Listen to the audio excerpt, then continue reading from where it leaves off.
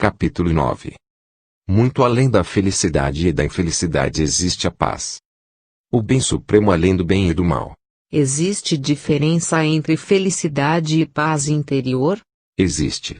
A felicidade depende de circunstâncias consideradas positivas, ao passo que a paz interior não precisa delas. Há possibilidade de só atrairmos coisas positivas para as nossas vidas?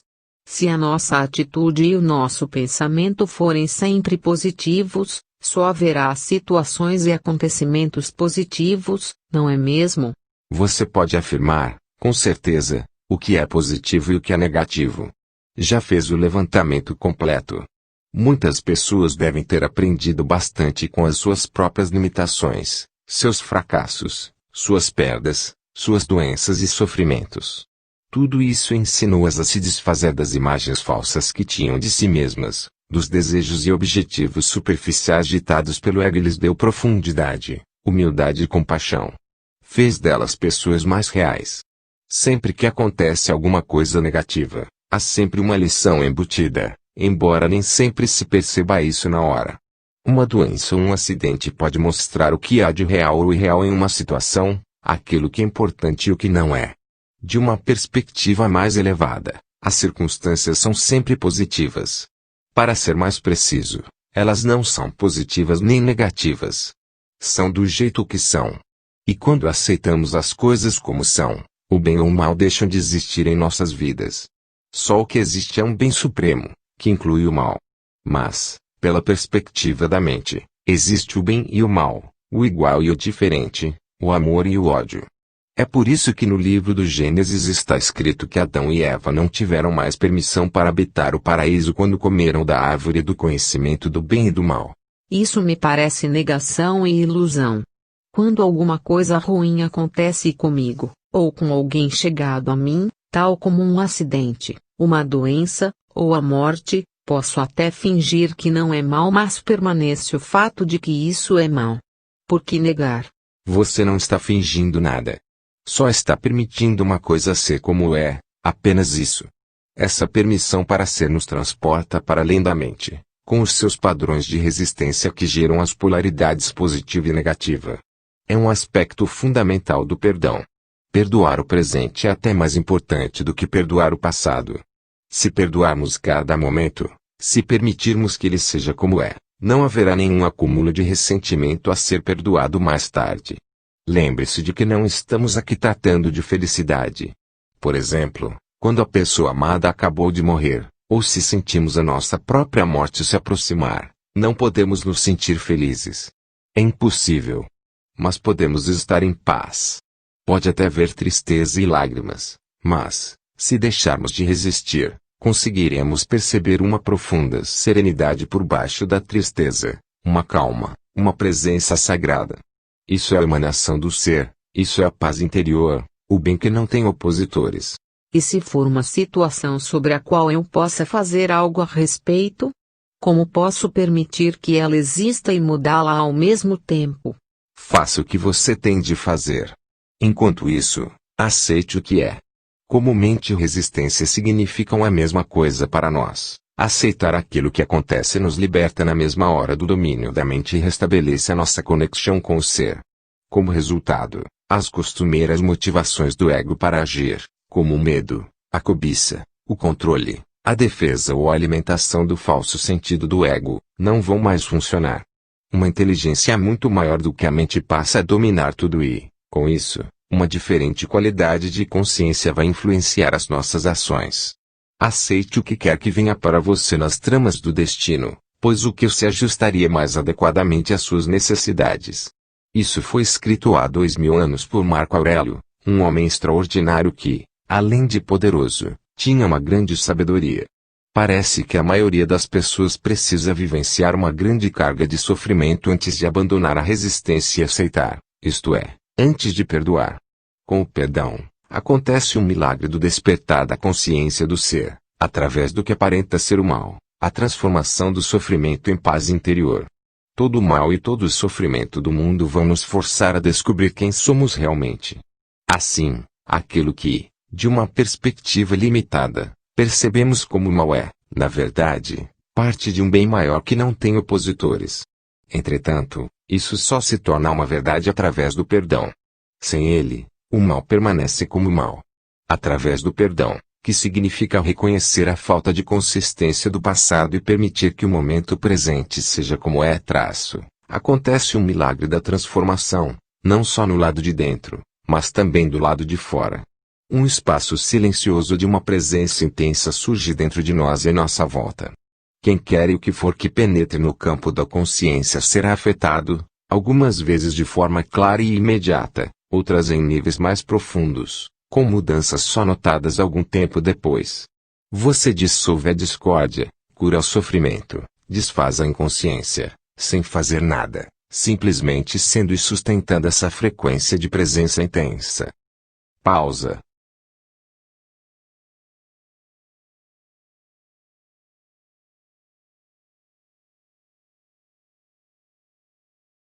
O fim dos dramas em sua vida.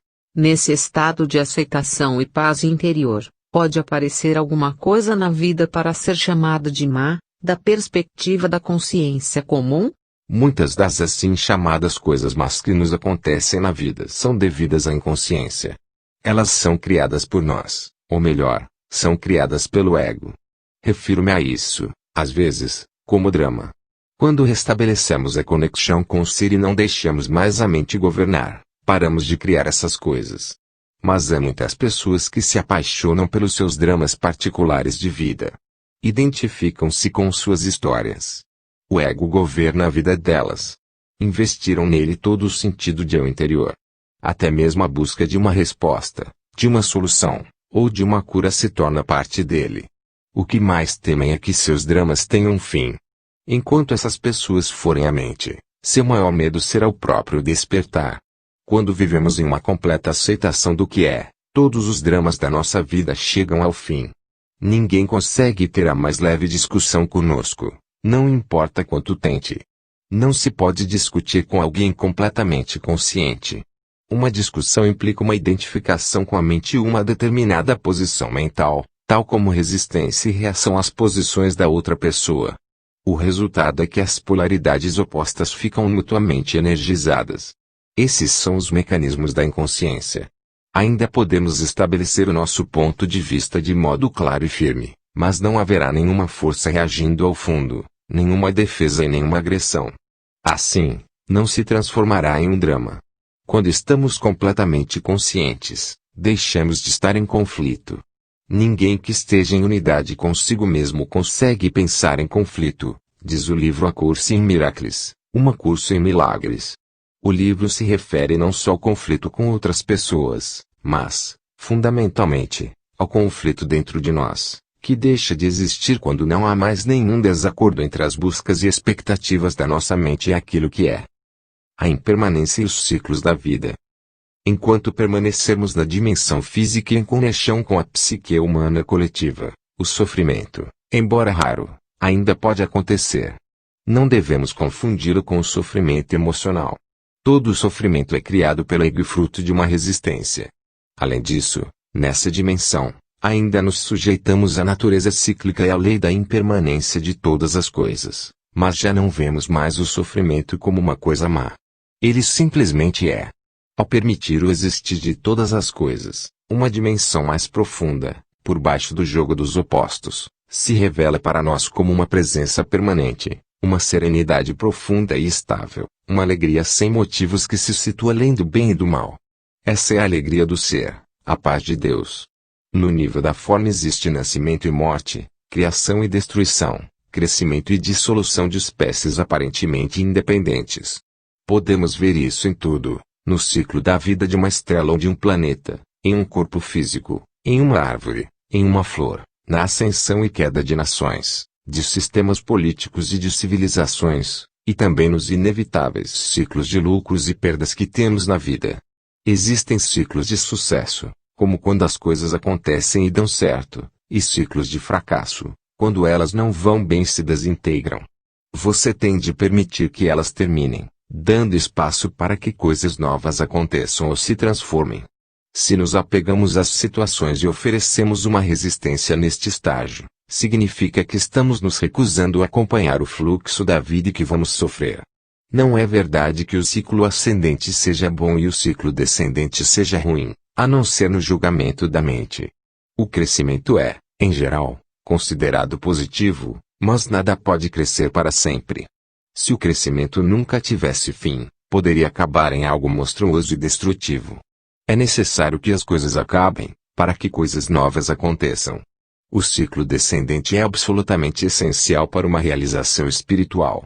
Você tem de ter falhado gravemente de algum modo, ou passado por alguma perda profunda, ou algum sofrimento, para ser conduzido à dimensão espiritual. Ou talvez o seu sucesso tenha se tornado vazio e sem sentido e se transformado em fracasso.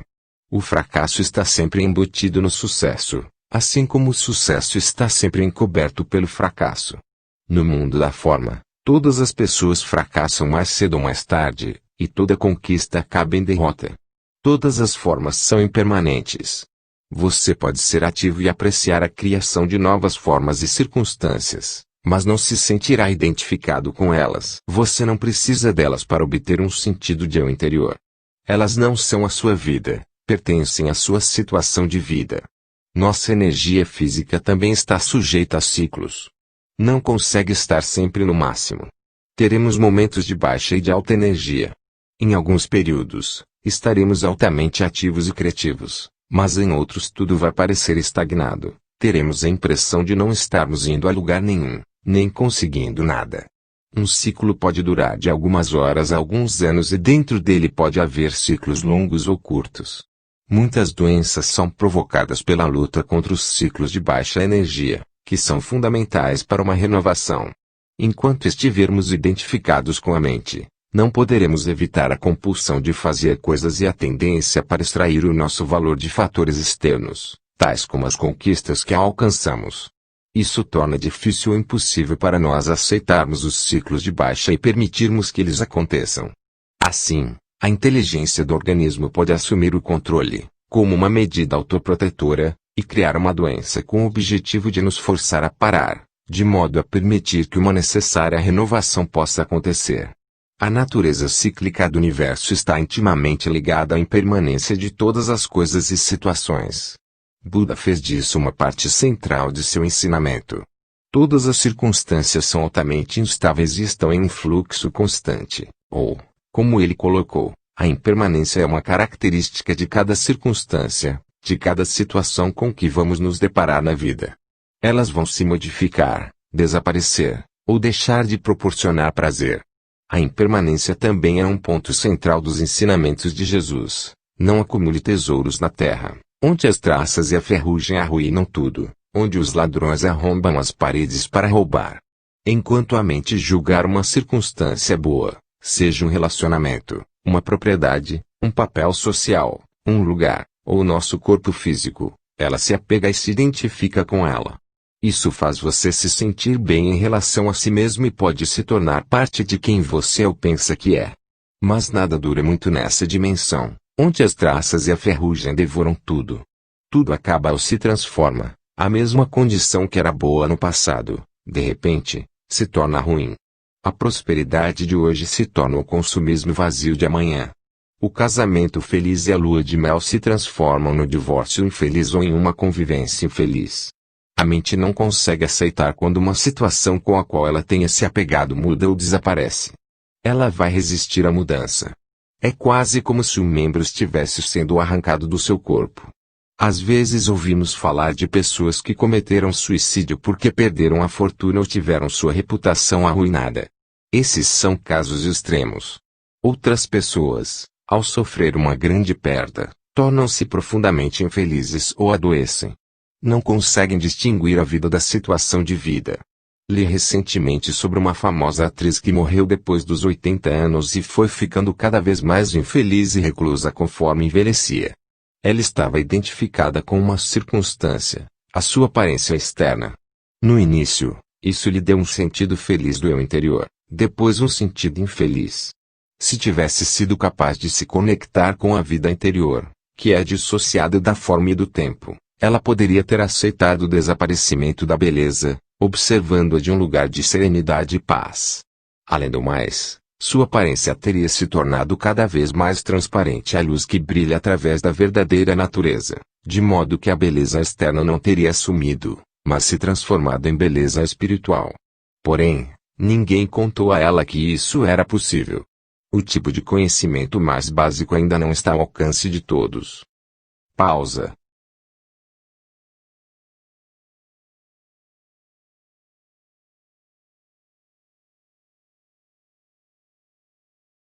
Buda ensinou que até mesmo a felicidade pessoal é dukkha, uma palavra da língua Pali que significa sofrimento ou insatisfação. Ela é inseparável do seu oposto. Significa que a felicidade e a infelicidade são, na verdade, uma coisa só. Somente a ilusão do tempo as separa. Isso não significa uma negatividade. É simplesmente reconhecer a natureza das coisas, para não viver atrás de uma ilusão pelo resto da vida. Nem quer dizer que você não deva mais apreciar os objetos e as circunstâncias agradáveis e bonitas.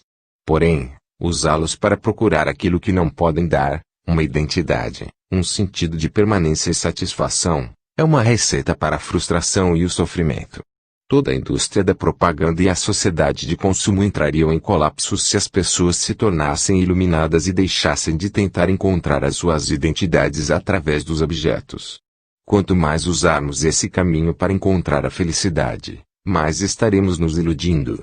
Nada lá fora vai conseguir nos trazer satisfação, exceto por um tempo e de modo superficial.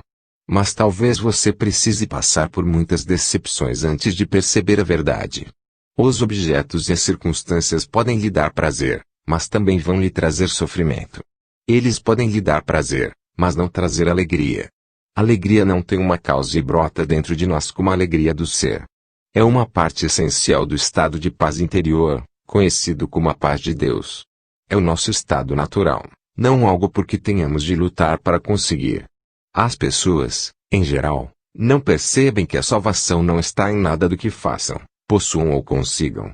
Aquelas que percebem ficam, muitas vezes, enfastiadas do mundo e deprimidas. Se nada pode lhes dar um verdadeiro prazer, será que resta alguma coisa por que se empenhar? Com que objetivo? O profeta do Velho Testamento deve ter chegado a essa conclusão quando escreveu: tenho visto tudo o que se faz debaixo do sol e eis que tudo é vaidade e uma luta contra o vento. Quando você chega a esse ponto, está a um passo do desespero e um passo mais longe da iluminação. Uma vez um monge budista me disse: tudo o que aprendi nos 20 anos em que sou monge pode ser resumido em uma frase: tudo que surge, desaparece. Isso eu sei. O que ele quis dizer foi o seguinte: aprendi a não oferecer qualquer resistência ao que é, aprendi a permitir que o momento presente aconteça e a aceitar a natureza impermanente de todas as coisas e circunstâncias. Foi assim que encontrei a paz. Não oferecer resistência à vida é estar em estado de graça, de descanso e de luz. Nesse estado, nada depende de as coisas serem boas ou ruins. É quase paradoxal, mas, como já não existe mais uma dependência interior quanto à forma, as circunstâncias gerais da sua vida, as formas externas, tendem a melhorar consideravelmente. As coisas, as pessoas ou as circunstâncias que você desejava para sua felicidade vêm agora até você sem qualquer esforço, e você está livre para apreciá-las enquanto durarem. Todas essas coisas naturalmente vão acabar, os ciclos virão e irão, mas com o desaparecimento da dependência não há mais medo de perdas. A vida flui com facilidade.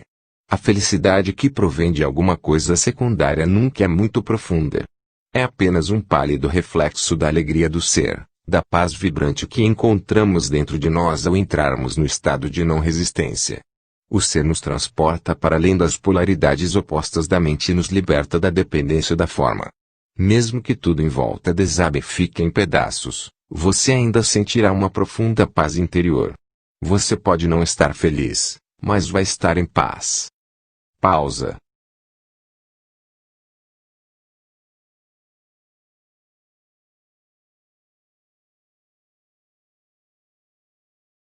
Utilizando e abandonando a negatividade. Toda resistência interior é vivenciada como uma negatividade. Toda negatividade é uma resistência. Nesse contexto, as duas palavras são quase sinônimas.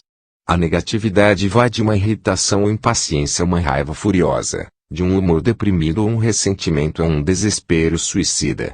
Às vezes, a resistência faz disparar o sofrimento emocional, caso em que mesmo uma situação banal pode produzir uma negatividade intensa, como a raiva, a depressão ou um profundo pesar. O ego acredita que, através da negatividade, pode manipular a realidade e conseguir o que deseja.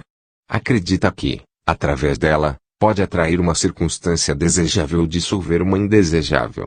O livro A Curso em Miracles, um curso em milagres, destaca corretamente isso ao afirmar que, sempre que estamos infelizes, acreditamos inconscientemente que a infelicidade compra para nós o que queremos.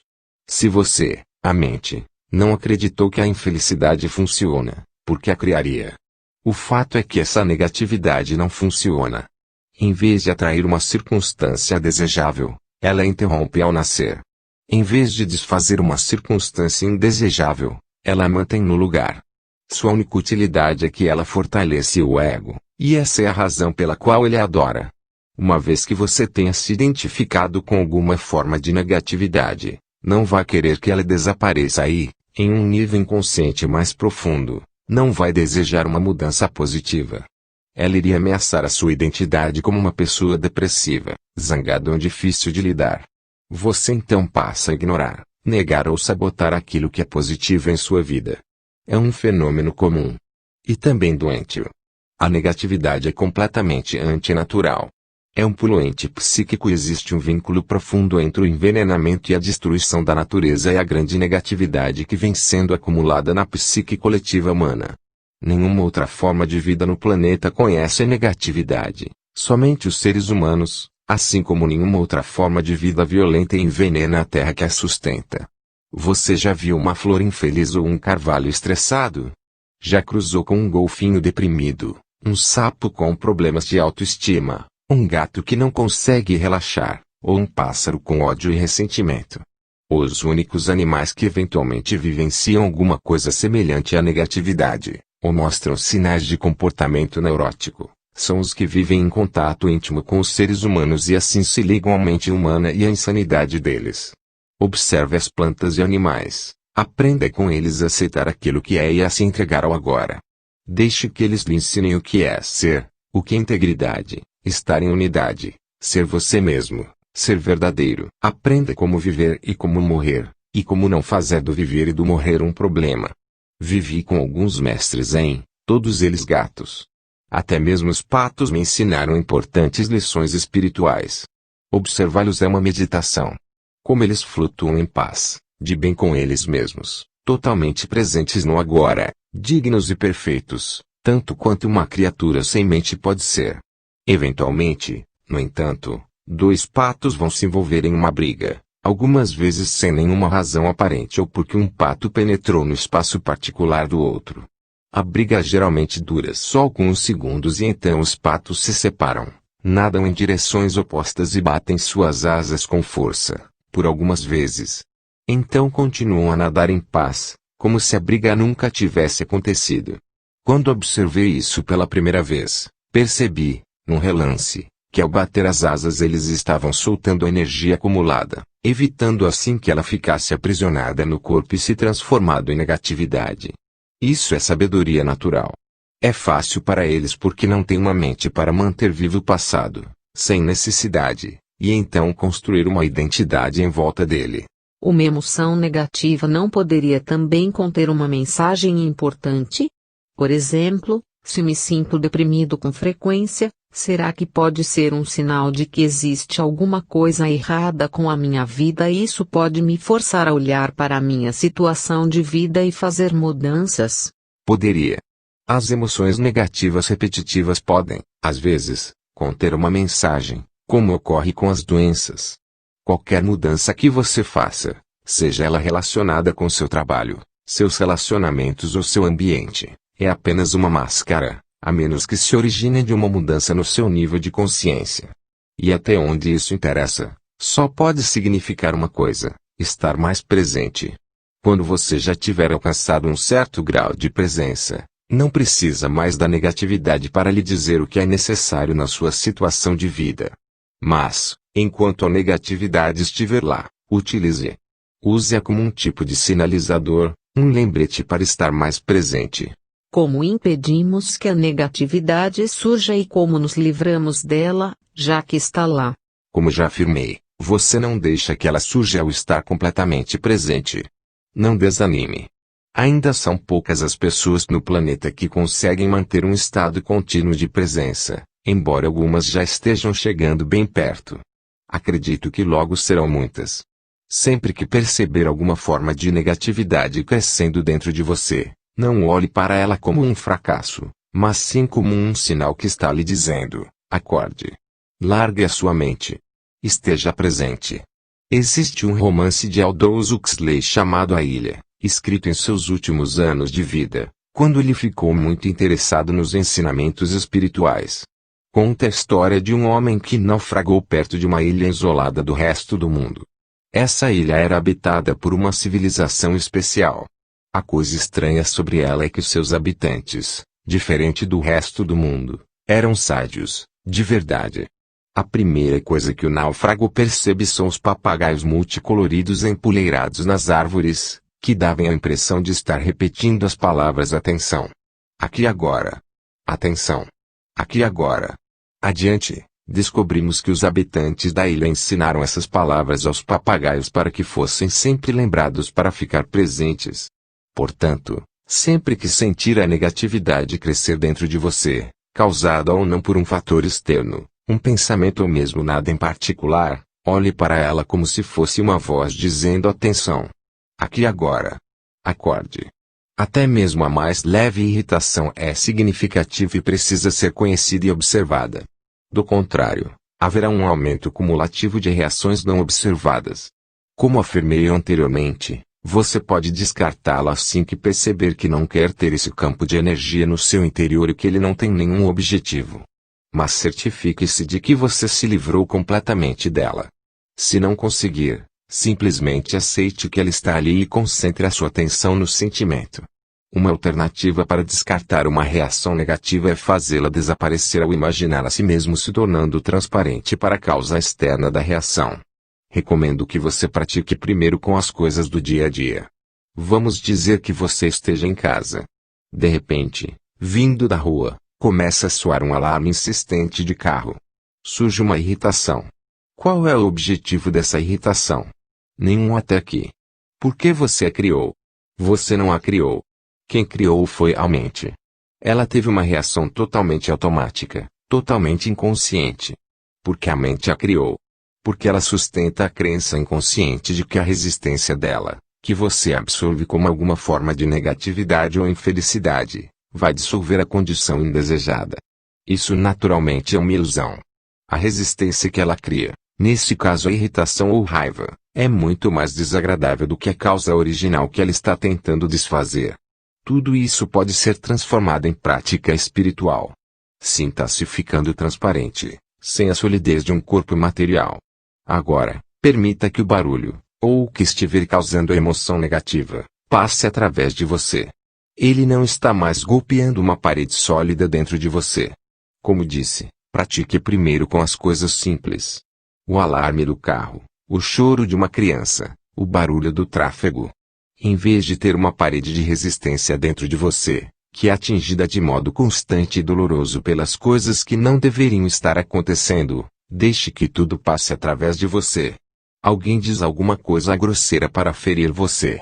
Em vez de desencadear uma reação inconsciente, uma negatividade, como uma agressão, uma defesa, ou um retraimento, você deixa isso passar através de você. Não ofereça resistência. É como se não existisse mais ninguém ali para ser machucado. Isso é perdão. Nesse sentido, você se torna invulnerável. Pode dizer a essa pessoa que o comportamento dela é inaceitável, se você escolher fazer isso. Mas essa pessoa já não tem mais o poder de controlar o seu estado interior.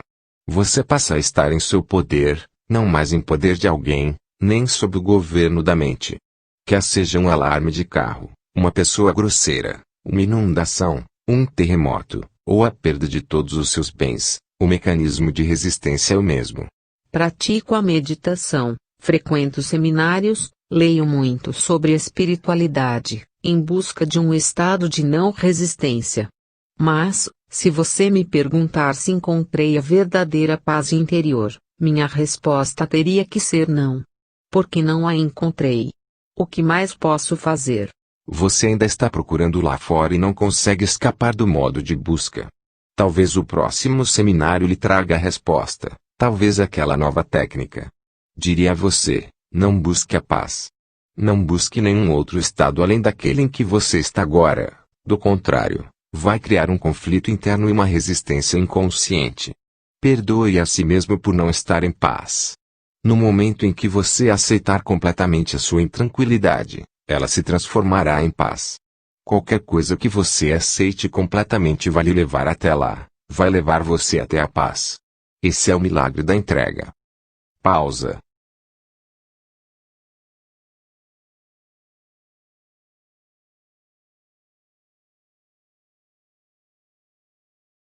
Você já deve ter ouvido a frase de A Outra Face, que um grande mestre da iluminação empregou há 2000 anos. Ele estava tentando transmitir simbolicamente o segredo da não resistência e da não reação. Nessas palavras, como em todas as que proferiu, ele estava preocupado apenas com a nossa realidade interior, não com a conduta externa da nossa vida. Você conhece a história de Banzan? Antes de se tornar um grande mestre Zen, ele passou muitos anos perseguindo a iluminação, mas ela o iludia. Então, um dia, enquanto andava pelo mercado, ouviu uma conversa entre um açougueiro e seu freguês.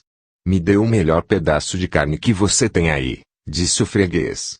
E o açougueiro respondeu, "Todo pedaço de carne que tenho é o melhor. Não há nenhum pedaço de carne aqui que não seja o melhor." Depois de ouvir isso, Banzan se tornou iluminado. Posso ver você esperando alguma explicação. Quando aceitamos o que é, todo pedaço de carne, todo momento, é o melhor. Isso é iluminação. Pausa.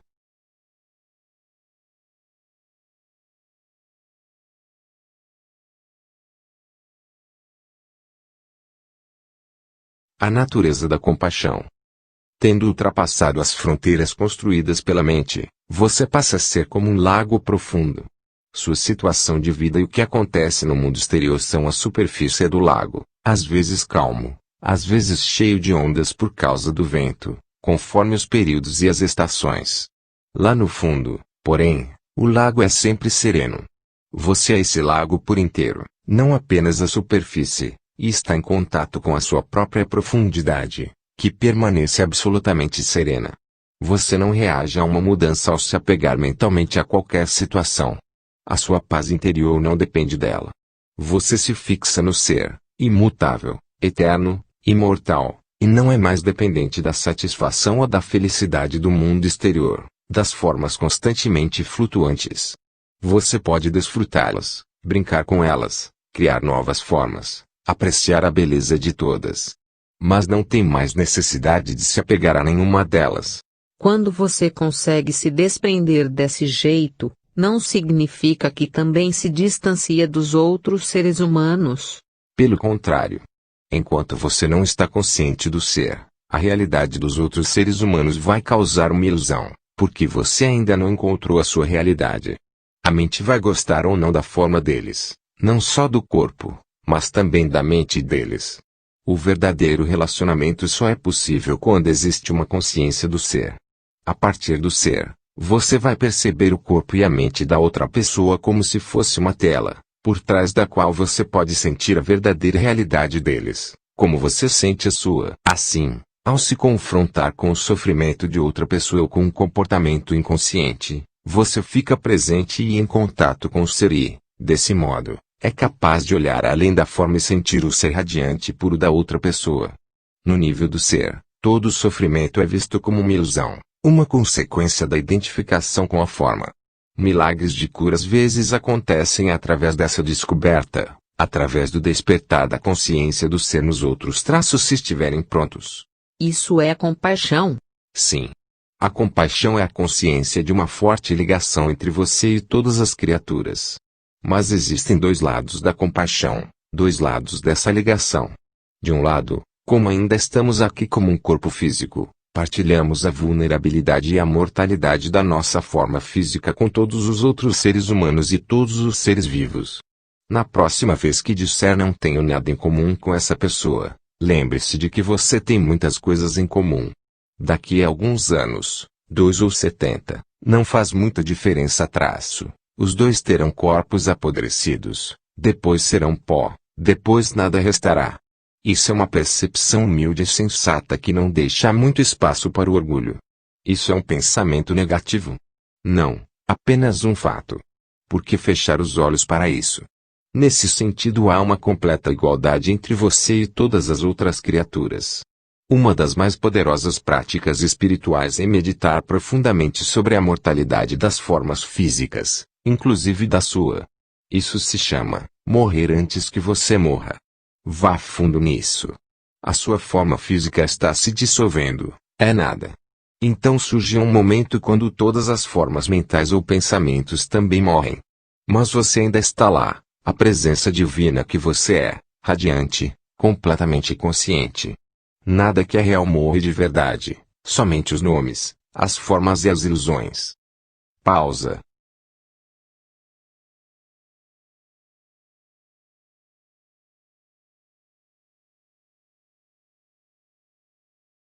A realização dessa dimensão eterna, a nossa verdadeira natureza, é o outro lado da compaixão. Em um nível mais profundo, podemos reconhecer agora não só a nossa própria imortalidade, mas também a de todas as outras criaturas. No nível da forma, partilhamos a mortalidade e a precariedade da existência. No nível do ser, partilhamos a vida eterna e radiante. Esses são dois aspectos da compaixão. Na compaixão, os sentimentos de tristeza e de alegria, aparentemente opostos, se fundem em um só e se transformam em uma profunda paz interior. Isso é a paz de Deus. É um dos mais nobres sentimentos de que os homens são capazes e possuem um grande poder de cura e transformação.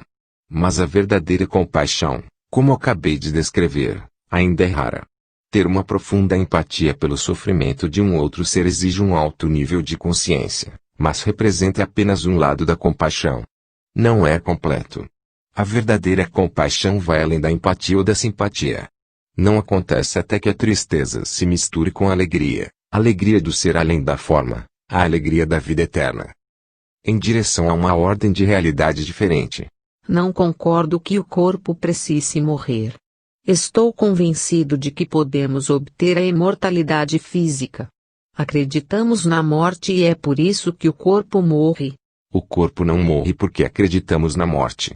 O corpo existe, ou assim parece, porque acreditamos na morte. O corpo e a morte são partes da mesma ilusão, criada pelo modo egóico de consciência, que não tem percepção da fonte da vida e vê a si mesmo como uma coisa separada e sob constante ameaça. Assim, ele cria a ilusão de que somos um corpo, um veículo físico e sólido, que está sob uma constante ameaça. A ilusão está em percebermos a nós mesmos como um corpo vulnerável, que nasce e pouco depois morre.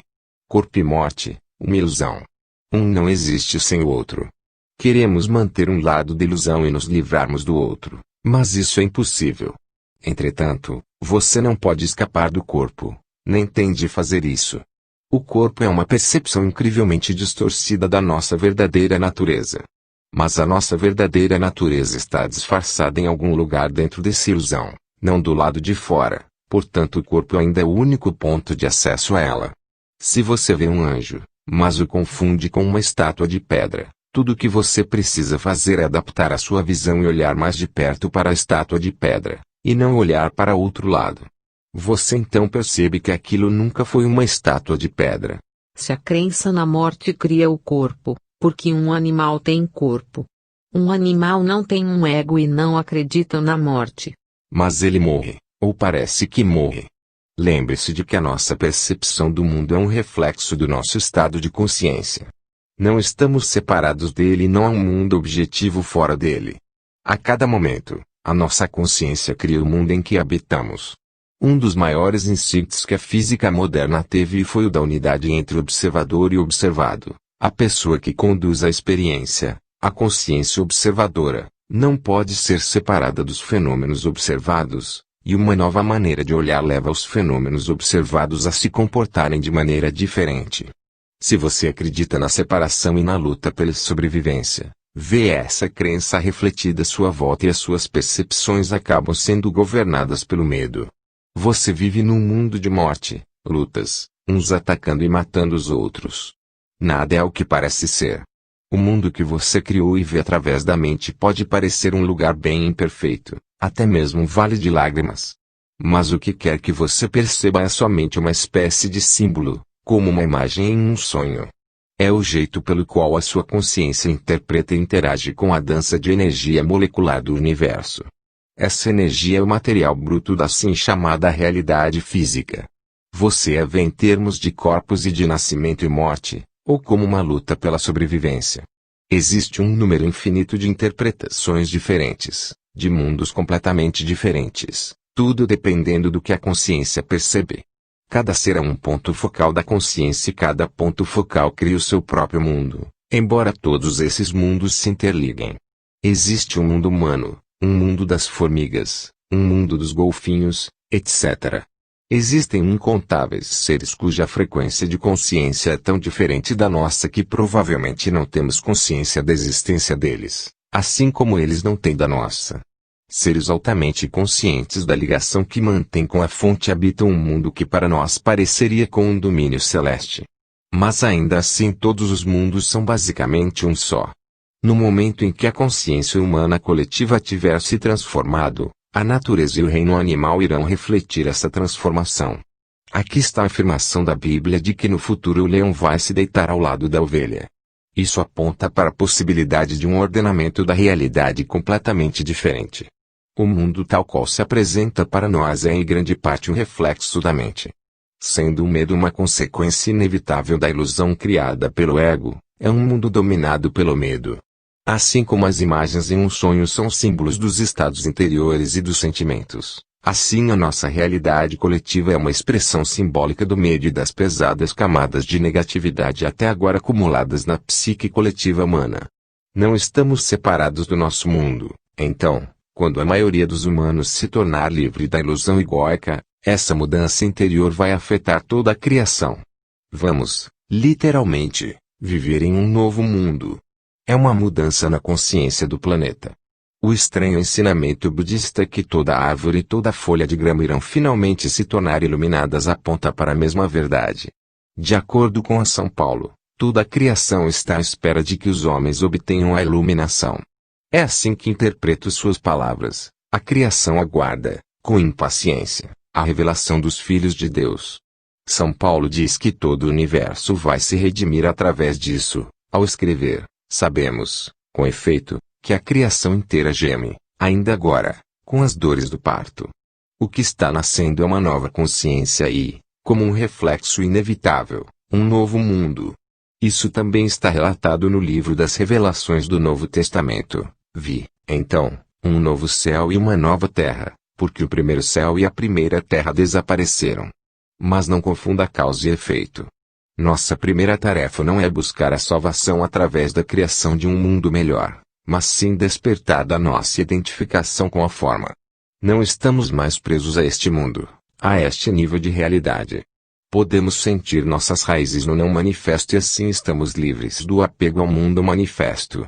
Ainda podemos desfrutar os prazeres passageiros deste mundo, mas não somos mais escravos dessas experiências. Não estamos mais em busca de satisfação através de uma gratificação psicológica, através da alimentação do ego. Não temos mais medo de perder alguma coisa, portanto não precisamos nos apegar a este mundo. Estamos em contato com algo infinitamente maior do que qualquer prazer, maior do que qualquer coisa manifesta. Em um certo sentido, não precisamos mais do mundo e nem mesmo que ele seja diferente do que é. É neste ponto que você começa a dar uma contribuição real para criar um mundo melhor, uma nova realidade. É neste ponto que você se torna capaz de sentir a verdadeira compaixão e de ajudar os outros. Somente aqueles que transcenderam o mundo conseguem criar um mundo melhor. Você deve lembrar que já falamos sobre a dualidade da verdadeira compaixão, que é a percepção de uma ligação tanto com a mortalidade quanto com a imortalidade. Nesse nível profundo, a compaixão se torna um remédio no sentido mais amplo. Nesse estado, a sua influência curativa se baseia não no fazer, mas no ser. Todas as pessoas com quem você mantiver contato serão tocadas pela sua presença e afetadas pela paz que você emana, quer elas estejam ou não conscientes disso. Quando estiver inteiramente presente e as pessoas à sua volta tiverem um comportamento inconsciente, você não vai sentir necessidade de reagir. A sua paz será tão grande e profunda que tudo que não for paz desaparecerá nela, como se nunca tivesse existido. Isso quebra o ciclo kármico de ação e reação. Os animais, as árvores, as flores vão sentir a sua paz e reagir a ela. Você ensinará através do ser, através da demonstração da paz de Deus. Você passará a ser a luz do mundo, uma emanação da pura consciência, e assim eliminará a causa do sofrimento. Você eliminará a inconsciência do mundo. Pausa.